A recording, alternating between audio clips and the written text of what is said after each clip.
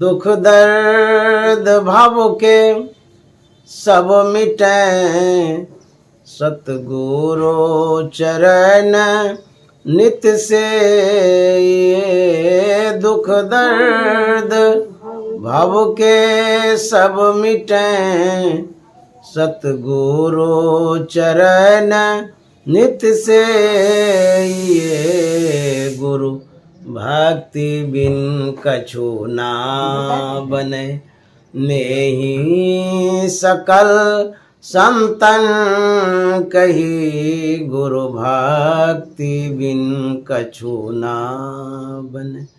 श्री सद्गुरु महाराज की जय। प्रातः स्मरणीय अनंत श्री विभूषित परमाराध्य सद्गुरु महाराज गुरुदेव महर्षि संत सेवी परमहंस जी महाराज रायपुर छत्तीसगढ़ के विशेष सत्संग प्रेमी महानुभावों, माता एवं बहनों, आज 19 मार्च 2024 ईस्वी है। हम अभी रायपुर में श्राद्ध के उपलक्ष्य पर उपस्थित हैं और उसी श्राद्ध में हम सत्संग कर रहे हैं। पाठ के दौरान हम लोग सुन रहे थे परमाराध्य के संकलनों को, जो उन्होंने संकलन किया है सत्संग योग में, जो संग्रह किया है सद्गुरु महाराज ने। कोई भी व्यक्ति जो जमा करता है, संग्रह करता है कुछ भी, तो विचार के अनुरूप ही तो करता है। जैसे आप अपने घर में जमा करते हैं, चाहे टेबल हो कि टीवी हो कि मोबाइल हो या कपड़ा हो, चादर बेडशीट, कुछ भी, जो कुछ भी आप जमा करते हैं वो आपके विचारों का परिणाम है। आपके मन में हुआ कि हम टीवी ले आते हैं, फिर मन में होता है नहीं गोल वाली टीवी नहीं लेंगे, दीवार वाली टीवी लेंगे। तो जो विचार निर्णय हुआ आपका, उसी के अनुरूप न आप सामान संग्रह किए। ठीक उसी तरह से गुरु महाराज का क्या विचार था, उनके विचारों में जो भी बातें आई उन्हीं का संकलन गुरु महाराज ने किया, वही सत्संग योग है। गुरु महाराज का जो विचार हुआ कि ये काम का चीज है, उपयोगी बात है, उसी को गुरु महाराज ने जमा किया, संग्रह किया, संकलन किया, एकत्रित किया। तो वही एकत्रित सामग्री सत्संग योग है। जैसे बक्सा में या अलमीरा में, गोदरेज में आप सामान रखते हैं, तो जो जो इम्पोर्टेंट होता है, जरूरी वाला होता है, बेस कीमती, उसको बढ़िया से रखते हैं ना। उसी तरह से गुरु महाराज ने सत्संग योग को बड़े अच्छे ढंग से तैयार किया है। सत्संग योग गोदरेज के समान है, उसमें ज्ञान रखा गया है, संतवाणी रखी गई है, महापुरुषों का विचार रखा गया है, अंत में अपना अनुभव उन्होंने रखा है। तो जो कुछ भी रखा गया है वह गुरु महाराज के विचारों का परिणाम है, संग्रह है। इसीलिए गुरु महाराज के विचार को यदि आप जानना चाहते हैं, संत के विचार को जानना चाहते हैं, तो सत्संगियों को पढ़ लीजिए। गुरु महाराज का क्या विचार है, चुन चुन करके एक एक बात को गुरु महाराज ने रखा है।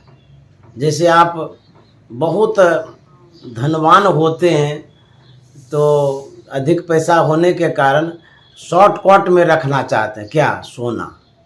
शॉर्टकट वाला संपत्ति है कि ढेर पैसा भी ना देखने में लगे और बेशकीमती चीज़ रखेंगे, जगह भी कम लेगा।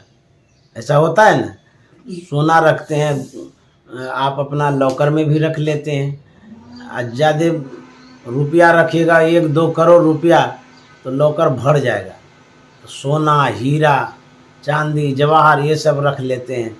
उसी तरह से गुरु महाराज ने जो रखा है शॉर्टकट वाला ज्ञान, इम्पोर्टेंट ज्ञान, जैसे सोना हीरा होता, उसी तरह का ज्ञान सत्संग योग में रखे हैं गुरु महाराज।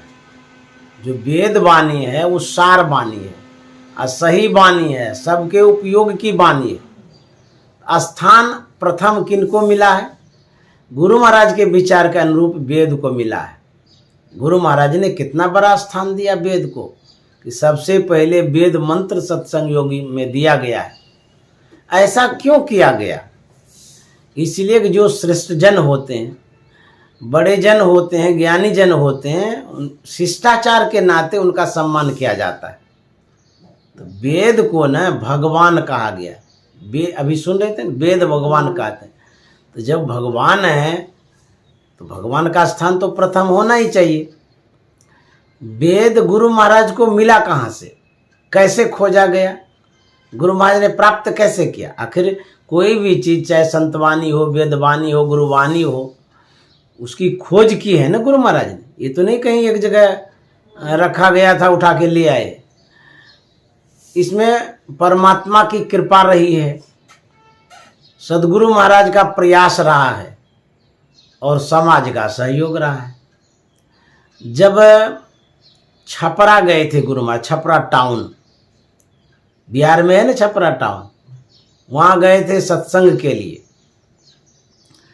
तो वहीं पर वैदेही शरण दुबे जी थे, पंडित वैदेही शरण दुबे जी। तो जब माहौल देखा उन्होंने सत्संग का, सत्संगियों का, सदगुरु का, तो विद्वान आदमी थे, पंडित थे, वेद को भी जानते थे। तो उन्होंने गुरु महाराज से जिज्ञासा किया कि महाराज आप यहाँ क्या करने के लिए आए? तो बोले हम सत्संग करने के लिए आए हैं।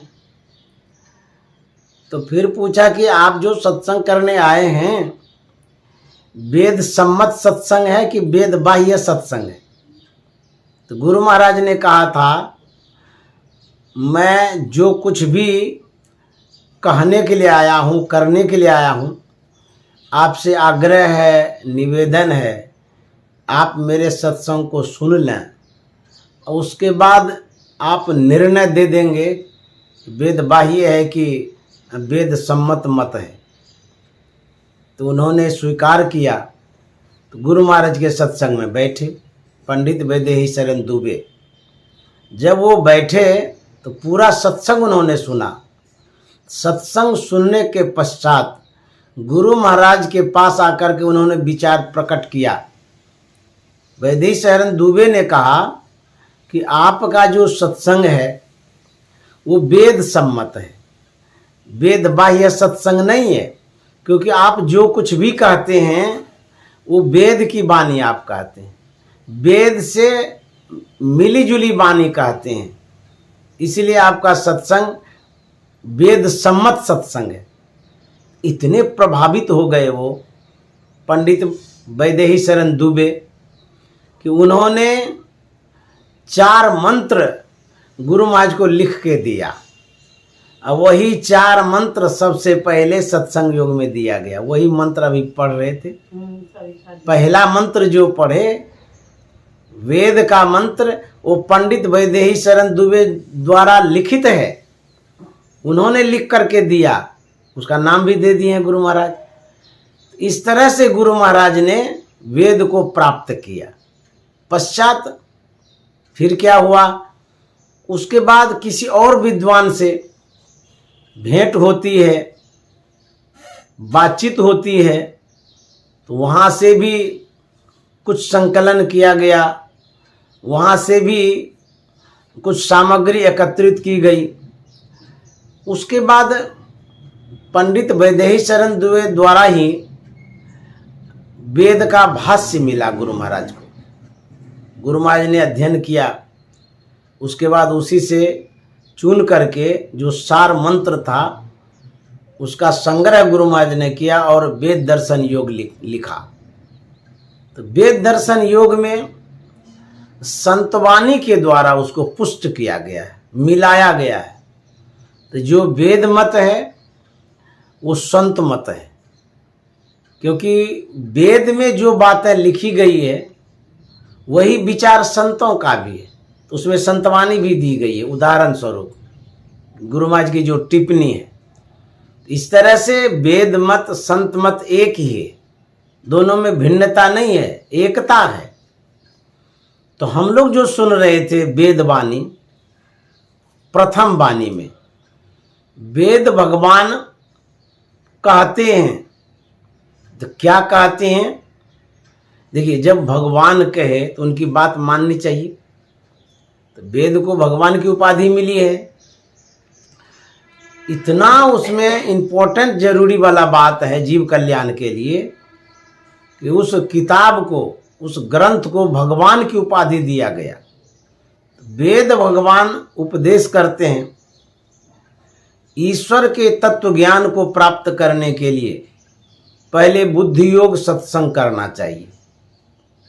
अब आप कहेंगे ईश्वर का तत्व ज्ञान क्या है, क्यों प्राप्त करेंगे, उसकी आवश्यकता क्या है? तत्व का मतलब होता है जिस धरातल पर आप अवलंबित हैं, आधारित हैं। पूरे संसार के लोगों के लिए जरूरी है धरती, यदि ये नहीं रहे तो पंच तत्वों में एक तत्व धरती है। तो धरती क्यों जरूरी है? अरे नहीं, यदि धरती ही नहीं रहे तो हम कहाँ रहेंगे? तो फिर कहते हैं कि ईश्वर के तत्व ज्ञान को जो हम प्राप्त करेंगे उसका तत्व ज्ञान क्या है? तत्व मन सार, मूल, जो ज्ञान जीव कल्याण के लिए जरूरी है, उसके बिना आपका कल्याण नहीं हो सकता है। एक तत्व दृढ़ाभ्यासाद यावन विजितम मनः प्रक्षीण चित्त दर्पस्य निगृहीतेन्द्रिय विषय। एक तत्व का दृढ़ अभ्यास करना चाहिए। अब एक तत्व अभी स्पष्ट तो नहीं हुआ है क्या है। वह एक तत्व है बिंदु। यदि आप बिंदु ध्यान करते हैं तो बिंदु ध्यान के द्वारा ईश्वर को आप प्राप्त कर सकते हैं। क्यों प्राप्त करेंगे? क्योंकि ईश्वर को इसलिए प्राप्त करना चाहिए, उसमें क्षमता है, सामर्थ्य है, शक्ति है। शांति की प्राप्ति यदि करना चाहते हैं तो उस ईश्वर को प्राप्त करना जरूरी भी है। एक तत्व बिंदु है, इसलिए कहते हैं एक तत्व का दृढ़ अभ्यास करना चाहिए, मजबूती के साथ अभ्यास करना चाहिए, जरूरी के साथ अभ्यास करना चाहिए। तो वेद भगवान इतना ही कहते हैं, ईश्वर के तत्व ज्ञान को प्राप्त करने के लिए बुद्धि योग सत्संग करना चाहिए। अब हम बिंदु ध्यान जो करेंगे तो ऐसे तो नहीं कर सकते बिंदु ध्यान जब तक समझे बूझेंगे नहीं। तो समझने बूझने का जो साधन है, जो व्यवस्था है, जो प्लेटफॉर्म है, वो सत्संग है।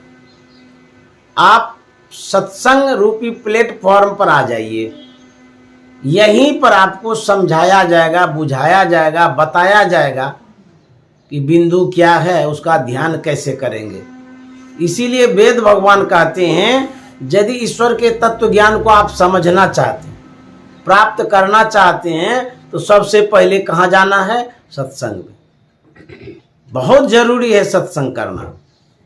ईश्वर के तत्व ज्ञान को प्राप्त करने के लिए बुद्धि योग अर्थात सत्संग जरूरी है। बहुत जरूरी है सत्संग करना। एक कोई कलाकार है जिसने अपनी कला के द्वारा कोई वस्तु निर्माण किया, बनाया। जिसे मान लिया जाए कि मूर्तिकार है कोई, उसने मूर्ति बनाई। उस मूर्ति को देख करके आप प्रसन्न होते हैं। उसमें जो कला है, आप इतने प्रभावित हो जाते हैं कि आपके मन में होता है, जब इतनी अच्छी मूर्ति गठित कोई कलाकार कर सकता है तो जो कलाकार होगा वो कितना अच्छा होगा। तो हम कला को देख करके कलाकार से मिलना चाहते हैं। अथवा कोई आपका बच्चा है, मान लिया जाए बहुत टैलेंट है, बहुत कला में पूर्ण है, तो आप प्रभावित होते हैं ना। तो उसके जीवन को जान करके उससे भी मिलना आप चाहते हैं कि देखें बच्चा कैसा, एक बार देखें तो सही, मिलना चाहते हैं ना। उसी तरह से परम प्रभु परमात्मा कलाकार हैं। कहेंगे उनमें क्या कला है? उससे बढ़कर के दुनिया में कोई कलाकार हो ही नहीं सकता है। किस दृष्टि से? जिसे मान लिया जाए उन्होंने इस धराधाम को बनाया, तो बनाने की क्या कला है? इस धरती पर हम रह रहे हैं, यदि ये नहीं रहे तो हम नहीं रह सकते हैं। कोई भी वैज्ञानिक भौतिकवादी इस धरती को नहीं बना सकता। ये विशेषता है ना परमात्मा की। इसी धरती पर जल है, जल को कोई वैज्ञानिक नहीं बना सकता है, परमात्मा ने बनाया। इसी धरती पर अग्नि है, अग्नि को कोई वैज्ञानिक नहीं बना सकता है। इसी धरती पर हवा है, आकाश है, इन पंच तत्वों का जो निर्माण हुआ है ये परमात्मा प्रदत्त है, परमात्मा के द्वारा बनाया गया है। उसके बाद और भी नजर डालेंगे तो पता चलेगा जितने प्राणी हैं सभी प्राणियों में एक जैसा खून है, लाल रेड है ना। उसके बाद सभी प्राणियों में एक जीवात्मा है, चींटी में भी, मनुष्य में भी, चिड़िया में भी। ये विशेषता है ना। अच्छा, कितना करोड़ मानव बनाया है, कितना करोड़ अरब ठिकाना नहीं है। लेकिन यदि सभी मानव को एक जगह एकत्रित किया जाए कुछ न कुछ डिफरेंस पता चलेगा। एक जैसा यदि खोजेंगे तो नहीं मिलेगा, कुछ न कुछ अंतर मिलेगा। पूरे बॉडी को यदि देखिएगा तो ये कलाकारी नहीं है। यदि आप गाछ के तरफ नजर डालेंगे, एक गाछ में कई तरह की पत्तियां, फूल, कलर होता है, देखें ना। तो इस तरह से कलर आप मढ़ सकते हैं? संभव नहीं है। और क्या कलाकारी है उनमें? पूरे संसार को परमात्मा ने बनाया है, प्राणी को बनाया है, मानव को बनाया है। इसमें क्या विशेषता है? कहता ऐसा कोई कर नहीं सकता। उसमें क्या अद्भुतता है? कहता अद्भुत शक्ति है, विशेष शक्तिमान है, सर्वशक्तिमान परमात्मा है। बहुत ऐसी बातें हैं, बताते रहेंगे तो जीवन भर उनकी विशेषता को बताएंगे तब भी पूर्ण नहीं होगा। इतना ही समझ लीजिए कि परम प्रभु परमात्मा सामर्थ्यवान है, कला में पूर्ण है, और वो हमारे जीवन के लिए बहुत कुछ संसाधन दे गए हैं। तो परमात्मा का उपकार है ना। गोस्वामी जी कहते हैं, हरि तुम बहुत अनुग्रह किन्हो। अनुग्रह माने कृपा, उपकार, दया जो किया है।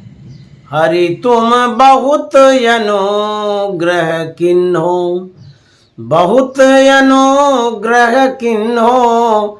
हरि तुम बहुत अनुग्रह किन्हो। किस मायने में? गोस्वामी जी कहते हैं आपने अनुग्रह किया, कृपा किया है। क्यों कहते हैं? इसलिए साधन धाम विबुध दुर्लभ तनु, मोहे कृपा करि दीन्हो। साधन धाम विबुध दुर्लभ तनु, मोहे कृपा करि दीन्हो। इसलिए हरि तुम बहुत अनुग्रह किन्हो। हे हरि, हे परमात्मा, आपने इतना कृपा किया है कि मनुष्य का शरीर दिया है। इस मनुष्य शरीर में विशेषता क्या है? कहते साधन धाम। गाय, घोड़ा, हाथी, बिल्ली, चिड़िया शरीर में साधन धाम नहीं है, मोक्ष का द्वार नहीं है। इस मनुष्य शरीर में साधन धाम मोक्ष का द्वार दे दिया है। इस मनुष्य शरीर में विवेक दिया है, ज्ञान दिया है, इसलिए इसे विवेकशील प्राणी कहते हैं। ये परमात्मा ने दिया है और कोई किसी ने नहीं दिया है। इसलिए कहते हैं उस परमात्मा के कृपा को महसूस करना चाहिए, मानना चाहिए, उसके तत्व ज्ञान को जानना चाहिए। जब उसके तत्व ज्ञान को जानेंगे, जब आप ध्यान करेंगे, बिंदु ध्यान करेंगे, तब परमात्मा के विशेष रूप को पहचानेंगे। तो जब आप पहचान लेंगे कलाकार को, खुशी भी होगी, प्रसन्नता भी होगी कि जिनसे हम मिलना चाहते थे वो व्यक्ति हमसे मिल गए। तो परमात्मा को जानना बहुत जरूरी है। दुनिया के लोगों को यदि आप जानते हैं, वो छूटने वाला है, वो यहीं रह जाएगा। दुनिया को जानेंगे तो दुनिया छूट जाएगी। मरने के समय कोई साथ जाता है? दुनिया के लोग छूट जाएंगे। यदि परमात्मा से जुड़ते हैं, उनके तत्व ज्ञान को प्राप्त करते हैं, तो कहते हैं वो साथ जाता है। इसलिए वेद भगवान कहते हैं पहले सत्संग करना चाहिए ईश्वर को जानने के लिए। इसलिए सत्संग जरूरी है। सत्संग यदि नहीं करेंगे तो समझ ही नहीं पाएंगे। कोई विद्यार्थी कॉलेज स्कूल नहीं जाए तो सब्जेक्ट को, विषय को कैसे समझ पाएगा? क्लास करना बहुत जरूरी है, स्कूल जाना बहुत जरूरी है। इसलिए सत्संग करना बहुत जरूरी है। तब आप अपने जीवन के मूल्य को, मोल को, महत्व को समझेंगे। मानव शरीर की विशेषता को, महत्ता को जो नहीं समझता है, उसका जीवन निरर्थक हो जाता है, बेकार हो जाता है। इसलिए सत्संग करना जरूरी है। महोपनिषद में हम लोग सुन रहे थे, भारो अविवेकिन शास्त्रम भारो ज्ञानं चौरागिनः अशांतस्य मनोभारो भारो नात्म विदो वपु। कितना बार भार शब्द आया है, ध्यान से सुनिएगा तब समझ में आएगा। महोपनिषद का वचन है, उनका कहना है भारो अविवेकिनः शास्त्रम। पहला भार, भार मन वजन, लोड, जिसे आप कहते हैं कि हमको भारी लगता है। जैसे बोझा कोई लेता है तो भारी लगता है ना। ये तो स्थूल वजन है, भार है, वस्तु है, जिसको बोझा कहते हैं, पोटड़ी भी कहते हैं। जैसे कोई अनाज के पोटड़ी को सिर पर ले तो भारी लगता है। यदि ज़्यादा ले लीजिएगा तो उठा भी नहीं सकिएगा। तो ये हुआ भार। एक तरह का भार नहीं होता है, अलग अलग वस्तुओं के अलग अलग भार को हम लोग जानते। जैसे रुई है तो हल्की होती है, उसका भार अलग होगा। अनाज है, गेहूं है, चना है, मकई है, इसका भार अलग होगा। लोहा का भार अलग होगा। तो सब अलग अलग भार का होता है। तो जो जिस तरह के भार का वहन करता है, ढोता है, तो उसको उस तरह से पता चलता है। तो उपनिषदकार कहते हैं जो अविवेकी है, अविवेकी का मतलब होता है जिसके पास ज्ञान नहीं है, ज्ञान शून्य व्यक्ति। तो जो अविवेकी है उसके लिए क्या भार है? कहते हैं भारो अविवेकिन शास्त्रम, उसके लिए शास्त्र भार है। अब देखिए कौन सा भार है? एक तो माथा पर उठाते हैं वो भार होता है, ये जो शास्त्र है उसके लिए भार है। किस मायने में भार है? क्या बहुत से सारे शास्त्रों को माथा पर ढोते हैं? नहीं नहीं, शास्त्र की जो बातें हैं उन बातों को हम समझ नहीं पाते हैं, इसीलिए कहते हैं भार है। कोई स्टूडेंट, विद्यार्थी जब मैथ के सूत्र को समझना चाहता है तो कहते नहीं हमको तो भारी लगता है, हमको ये बात समझ में ही नहीं आती है, हम पढ़वे नहीं करेंगे मैथ। ये भी एक भार है, खाली वजन वाला भार नहीं होता है। हमारे मन में, मस्तिष्क में जो बातें नहीं अटती हैं वो भी भार स्वरूप है, वो भी वजनदार चीज है, खाली पोटली वाला वजनदार चीज नहीं है। तब कहते जिन बातों को हम समझ नहीं पाते, चाहे वो घर की बात हो, बाहर की बात हो, स्कूल की बात हो, सत्संग की बात हो, जो भी बात आप समझ नहीं पाते हैं वो सिरदर्द का कारण होता है। कहते नहीं नहीं हमारा माथा भारी हो गया, क्या बोल झोल करते रहते हैं आप, हम नहीं समझेंगे इस बात को, आपकी बात तो एक भी समझ में नहीं आती है, हम सुनना ही नहीं चाहते हैं। तो महोपनिषद का वचन है, जो अविवेकी है उसके लिए शास्त्र की बात भार समान है। भारो अविवेकिन शास्त्रम, शास्त्र की बात सुनाते रहेंगे, सुन तो लेगा लेकिन समझ में उनको एक भी बात नहीं आ रही है, और हो सकता है वो उठ करके चला भी जाए। कहते हैं जो अविवेकी है उसके लिए शास्त्र भार है। एक भार हो गया। दूसरे भार के विषय में कहते हैं भारो ज्ञानं चोरागिना। दूसरा भार क्या है? जो रागी है। रागी का मतलब आसक्त, अनुरक्त, मोहित, चिपक जाना। जैसे फेविक्विक लगा दीजिएगा वो चिपक जाता है। कोई भी वस्तुएं जो चिपकती है उसको कहते हैं राग, लगाव, जुड़ाव, आसक्त, अनुरक्त, इसको कहते हैं राग। तो किसके लिए भारी है ज्ञान? भारो ज्ञानं च रागिना, जो विषयासक्त है, संसारासक्त है, संसार के विषय में जो जुड़ा हुआ है, चिपक गया है, हटना नहीं चाहता, छोड़ना नहीं चाहता। जो भी वस्तुएं आपके पास है उन वस्तुओं से इतने जुड़े हुए हैं, उन वस्तुओं को आप छोड़ना नहीं चाहते। भारो ज्ञानं च रागिना, जो रागी है, मोहित जो हो गया है विषय में, संसार में, कहते हैं उसको ज्ञान की बात सुनाइएगा ना भारी जैसा लगेगा, सुनना ही नहीं चाहेगा, क्योंकि हमको समझ में कुछ नहीं आता। क्यों?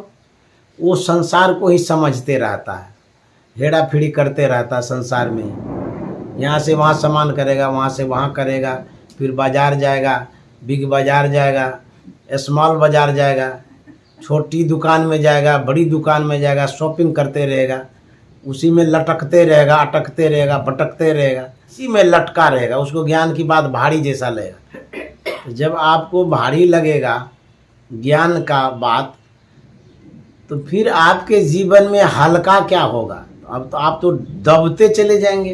क्यों? जिसको ज्ञान भारी होता है मानसिक रूप से वो प्रताड़ित होते रहते हैं, दबते रहते हैं, डूबते रहते हैं। क्योंकि ज्ञान के द्वारा आपके मन में जो बातें संग्रहित हो गई है तो डिलीट किया जाता है, रिफ्रेश किया जाता है माइंड को, मन को, ज्ञान के द्वारा। यदि आपका मोबाइल भर गया है वीडियो ऑडियो से, आप डिलीट करेंगे नहीं, उड़ाएंगे नहीं, तो हैंग करेगा ना। उसी तरह से यदि आपके मन पर विषय का भार बढ़ते रहेगा, संसार का भार बढ़ते रहेगा, मोह आसक्ति बढ़ती रहेगी, यह मन का भार बढ़ेगा, एक दिन आपका मन हैंग करेगा। क्या हो जाएगा?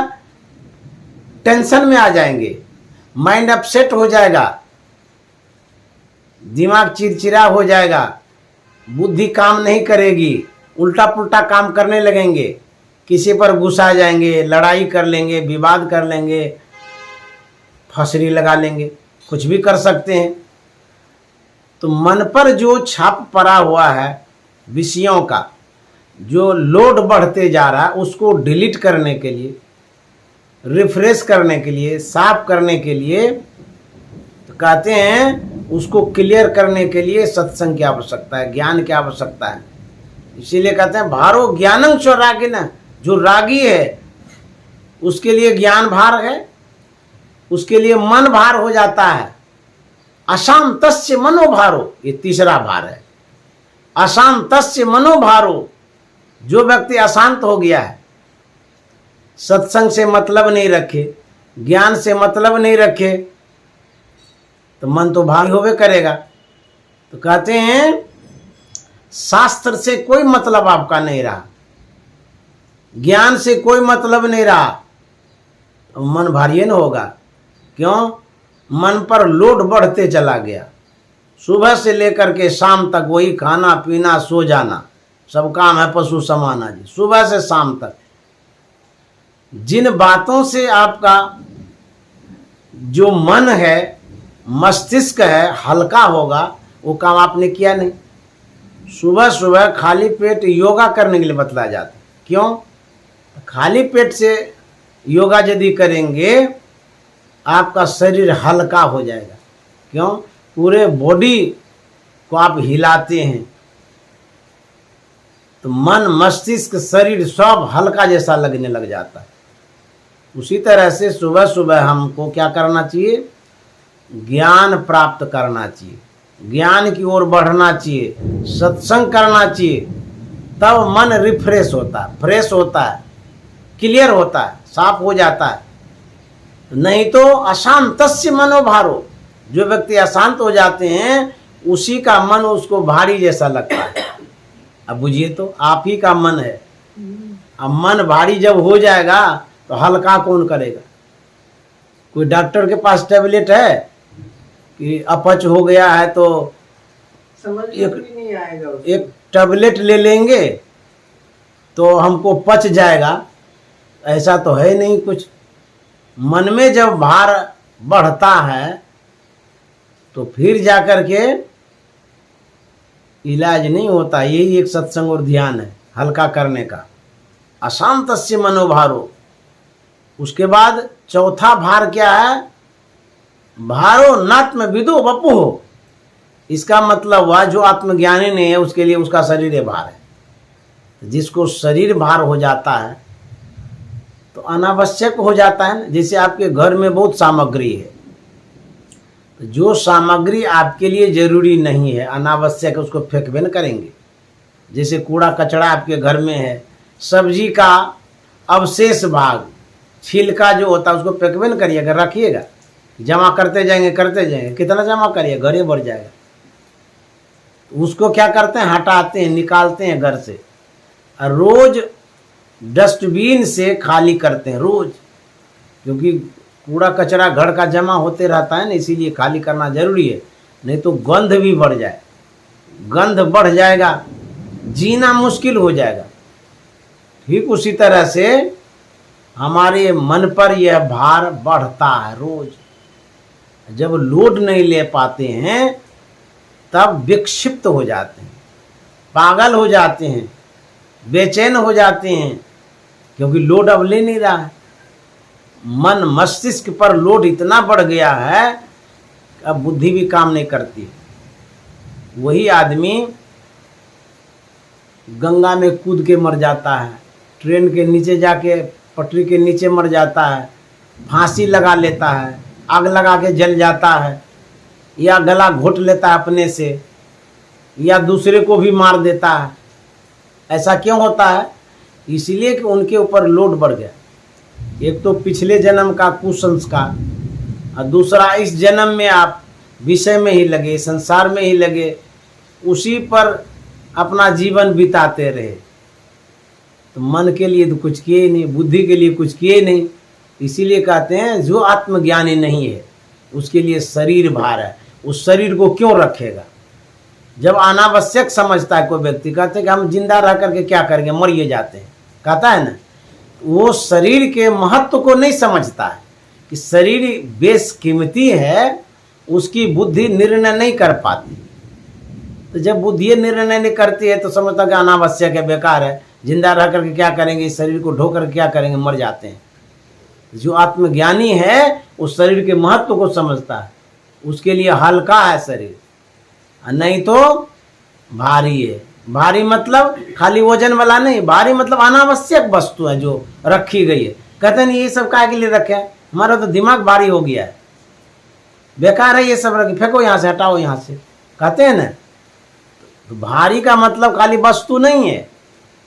जो आपके अंदर में बुद्धि है वो बुद्धि भी कूड़े वाली है, कचड़े वाली है, हटाने वाली है, उस बुद्धि से आप भारी महसूस करते हैं। तो बुद्धि भी अलग अलग तरह की होती है। जैसे आपके पास जो धन है, तो धन भी अलग अलग तरह का होता है। सोना चांदी हीरा जवाहरात अनाज पानी गोदरेज कम्बल चादर, ये भी तो धन है। उसी तरह से बुद्धि जो है सब तरह की बुद्धि होती है। आप स्कूल में शिक्षा प्राप्त करते हो, वो भी तो बुद्धि है। आप किसी के पास बैठ करके सुनते हैं, ये भी तो बुद्धि है। ड्राइवर वाला काम करते हैं, उसको भी तो बुद्धि है, तभी तो चलाता है गाड़ी।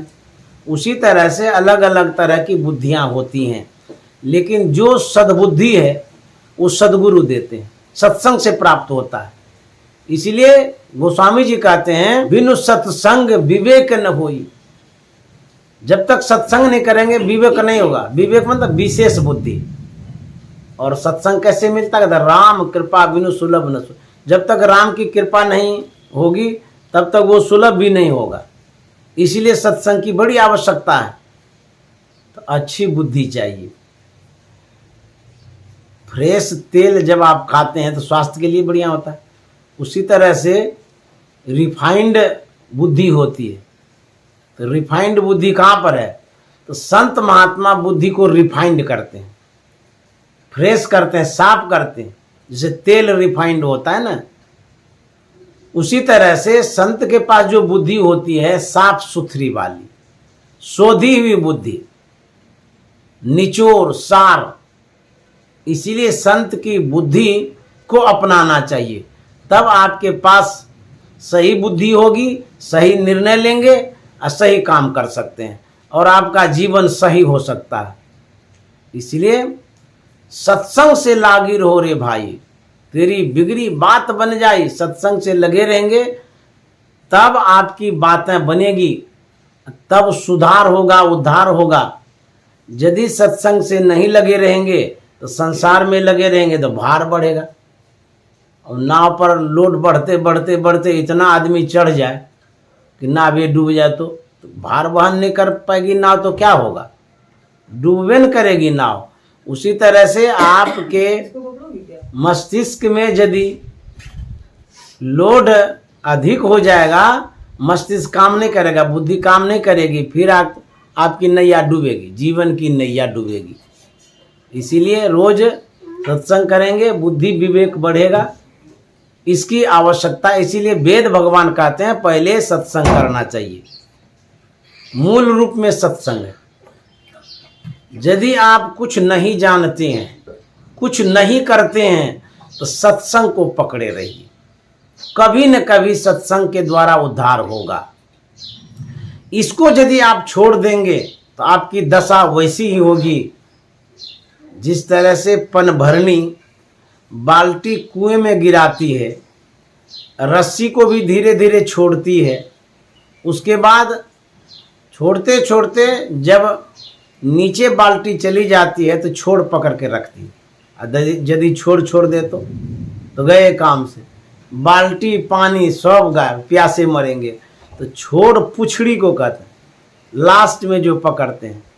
तो वह हमारे जीवन के लिए, मानव जीवन के लिए वो छोड़ पुछड़ी क्या है? कहते हैं वो सत्संग है। जीवन का जो छोड़ है, पूछ पुछड़ी डोर, वही सत्संग है। इसको मत छोड़िएगा। यदि ये छूट गई तो जीवन की नैया डूबेगी, बाल्टी डूबेगी, रस्सी चली जाएगी, आपके जीवन में कुछ भी नहीं रहेगा। इसलिए गुरु महाराज ने कहा है कि दृढ़ पर तीत प्रीत कर गुरु से, कर सत्संग सवेरे, या विधि भव फंदा कट जइए, मेही कहत हित हेरे। अंतिम शब्द गुरु महाराज कहते हैं दृढ़ता के साथ प्रेम करो, स्नेह करो। किससे? परिवार से, संपत्ति से, रुपया से नहीं, कहते हैं सदगुरु से। दृढ़ता के साथ, मजबूती के साथ, दृढ़ परतीत प्रीत कर गुरु से। और क्या करना? कर सत्संग सवेरे। सवेरे का मतलब होता है जब से जागो तभी सवेरा। जब आपके मन में होता है कि नहीं सत्संग करना चाहिए तो उसी समय कर लीजिए, चाहे वो सुबह हो कि दोपहर हो कि शाम हो, कभी भी। ये नहीं कि सत्संग को आप बांध दीजिए कि नहीं अभी समय नहीं हुआ है। यदि समय नहीं हुआ है, उसके पहले सांस निकल गया तो अब समय ढूंढते रहिए, समय भी नहीं करेगा आपके लिए। तो मैं कुप्पा घाट में देखता हूँ बहुत सारे सत्संगी जब आते हैं तो उनको जो जाना होता है घर, वो पहले ही सब क्षेत्र छरा परापर और अक्षर पार में करने लग जाते हैं। वो चाहे 3 बज रहा है भोर कि 4 बज रहा है, वो अपना कर कुर करके अपना यात्रा प्रारंभ कर दिया। वो ये नहीं कुप्पा घाट के अनुसार 6 बजे शुरू करेंगे, ऐसा कुछ नहीं। उनको जाना है, अपना शुरू कर दिए, वो जो भी समय हो। उसी तरह से जिनको परमात्मा तक जाना है तो कब सत्संग करेंगे? कर सत्संग सवेरे, जब से जागो तभी सवेरा। आंख जब खुली तो सत्संग शुरू कर दी, सब क्षेत्र चरा परापरा। उसमें रोकने का काम नहीं है। आप समय का इंतजार मत करिए। क्यों? समय आपका इंतजार नहीं करेगा, सांस निकल जाएगी तो हो गए काम से। भाई हम तो इंतजार कर रहे थे कि दोपहर में करेंगे, यहाँ तो 9 बजे शरीर छूट गया, सत्संग छूटा ना। इसीलिए सत्संग को मत छोड़िए। तो कहता है कर सत्संग सवेरे, इससे क्या होगा? या विधि भव फंदा कट जी। इस तरह से भव फंदा आपका कट जाएगा। भव मैंने संसार, फंदा मैंने बंधन। इस संसार का जो दुख है, कष्ट है, ये सब दूर हो जाएगा। तो सत्संग से जुड़े रहिए। गुरु महाराज कहते थे सत्संग मेरी सांस है। और कोई आवे ना आवे, गुरु महाराज अकेले सत्संग शुरू कर देते, सब क्षेत्र छरा परापर और अक्षर पार में। गुरु महाराज का यही था नियम। तो गुरु महाराज ने जो अनुभव किया उसी को हम लोगों के बीच में बांटा, बताया, कहा। तो सत्संग योग को पढ़िए, उससे भी सत्संग हो जाएगा। प्रवचन सुनिए, उससे भी सत्संग होगा। महात्मा यदि आते हैं तो उससे भी सुनिए, वो भी सत्संग है। अथवा आप अपने घर पर बैठ करके सत्संग ध्यान करिए, वो भी सत्संग है। इस तरह से सत्संग करेंगे तो जुड़े हुए रहेंगे। यदि सत्संग छोड़ दिए आलस्य बस, अनावश्यक समझ करके या किसी कारण से, तो आपकी बाल्टी डूबेगी, रस्सी भी डूबेगी, कुछ नहीं मिलेगा फिर। इसीलिए सुबह से लेकर के शाम तक में अपने आप को सत्संग से लगा के रखिए। बहुत लोग घर गृहस्थी में भूल जाते हैं, बहुत लोगों को याद दिलाते हैं तब होश आता है। बहुत लोग सत्संग जब सुनते तब कहता है हम तो स्तुति विनती करते ही नहीं है, सत्संग तो करते ही नहीं है, तब जाकर के वो सावधान होते हैं। बहुत लोग सत्संगी होकर के भी स्तुति विनती नहीं करते हैं, ना सत्संग करते हैं। कहते हैं हम तो दीक्षा ले ही लिए हैं, अब जरूरत क्या है। खाली दीक्षा लेने से यदि पूरा हो जाता तो गुरु महाराज स्तुति विनती सत्संग क्यों जोड़ के रखते। चाहे आप जो कुछ भी करते हैं, प्रत्येक दिन आपको सत्संग अवश्य करना चाहिए, क्योंकि ये आपका निज काम है, मूल काम है, सही काम है, जरूरी काम है। इसको यदि आप छोड़ते हैं और संसार से यदि जुड़े रहते हैं, संसार तो छूटेगा ही छूटेगा। और आप जब शरीर छोड़ेंगे तब कहाँ जाएंगे? अब जहाँ भी जाएंगे वो गरुड़ पुराण में पढ़ लीजिएगा, इसकी व्याख्या हम नहीं करेंगे। आप लोगों को बहुत बहुत धन्यवाद, साधुवाद। श्री सद्गुरु महाराज की जय।